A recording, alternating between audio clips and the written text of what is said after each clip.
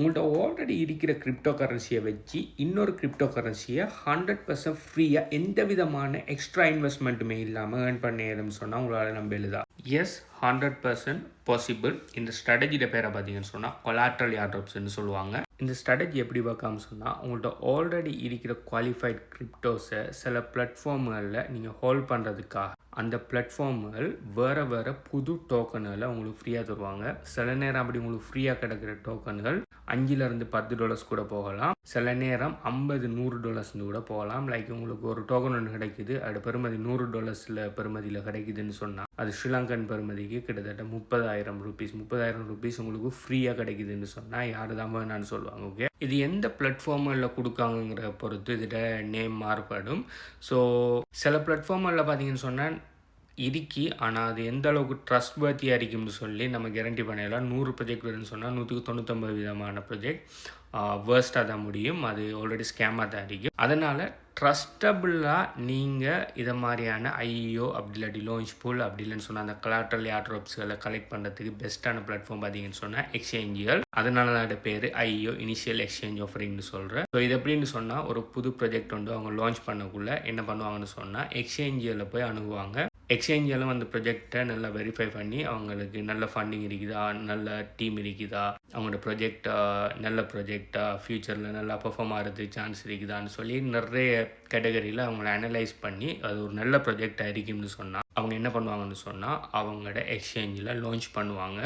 இப்படி லான்ச் பண்ணக்குள்ள யாரெல்லாம் அந்த பர்டிகுலர் எக்ஸ்சேஞ்சோட டோக்கனையோ அப்படி இல்லாட்டி அவங்க சொல்கிற ஏதாவது ஒரு பர்டிகுலர் கிரிப்டோ கரன்சியை ஹோல்ட் பண்ணுறாங்களோ அவங்களுக்கு ஒரு குறிப்பிட்ட அளவு அலோகேஷனை ஃப்ரீயாக கொடுப்பாங்க. So kind of a pre sale மாதிரி. சில நேரம் இதை லான்ச் பேடுங்கிற நேமில் லைக் நம்ம ஒரு சின்ன ஒரு அமௌண்ட்டுக்கு வாங்கிற மாதிரி இருக்கும்.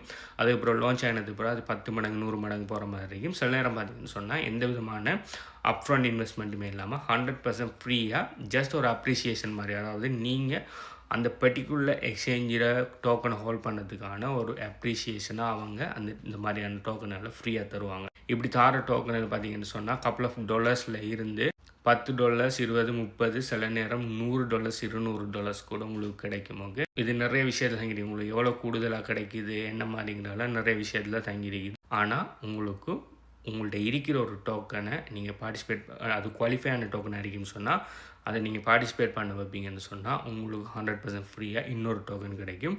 அந்த டோக்கனை பெறுமதி $hundreds of போகிறதுக்கு நிறைய சான்சஸ் இருக்குது. ஸோ அப்படி ஒரு பர்டிகுலர் பிளாட்ஃபார்மில் எனக்கு ஃப்ரீயாக கிடைச்ச டோக்கன் எல்லாத்தையும் நான் HBU கம்யூனிட்டியில் இந்த மொடியூலில் நான் உங்களுக்கு லைவாக டீச் பண்ணிங்க. ப்ளஸ் அதை நான் அந்த டோக்கனில் நான் கலெக்ட் பண்ணுறதுக்கு என்ன மாதிரி விஷயங்களை எல்லாம் பண்ணியிருந்தேன்னு சொல்லி எல்லாத்தையுமே லைவாக நான் காட்டியிருக்கிறேன். அதில் எவ்வளோ காலம் நான் ஏர்ன் பண்ணின டோக்கனுகளெல்லாம் ஏர்ன் பண்ணக்குள்ள என்ன மாதிரி இருந்துக்குது, இப்போ என்ன மாதிரி இருக்குது, அந்த டோக்கன் எல்லாம் நான் என்ன செஞ்சுருக்கேங்கிற எல்லாத்தையுமே ஃபுல் டீட்டெயில்ஸாக நான் இந்த மொடியூலில் நான் டீச் பண்ணியிருக்கிறேன். நீங்கள் ஆல்ரெடி HBU கம்யூனிட்டியில் இருப்பீங்கன்னு சொன்னால் நீங்கள் போய் இந்த ஹெட்டிங்கில் போய் நீங்கள் இந்த மொடியூலில் படித்து கொள்ளலாம். அப்படி நீங்கள் இன்னும் இந்த HBU கம்யூனிட்டியில் இல்லைன்னு சொன்னால் இந்த HBU கம்யூனிட்டியில் ஜாயின் பண்ணுறதுக்கு நீங்கள் இந்த வீடியோ பார்க்குற டைம் இந்த வீடியோக்கு எத்தனை லைக் இருக்கிறது கீழே கமெண்ட் பண்ணுங்கள். இந்த HBU கம்யூனிட்டிக்கு எப்படி ஜாயின் பண்ணாங்கிற மேலே டீட்டெயில்ஸை நான் தரேன்.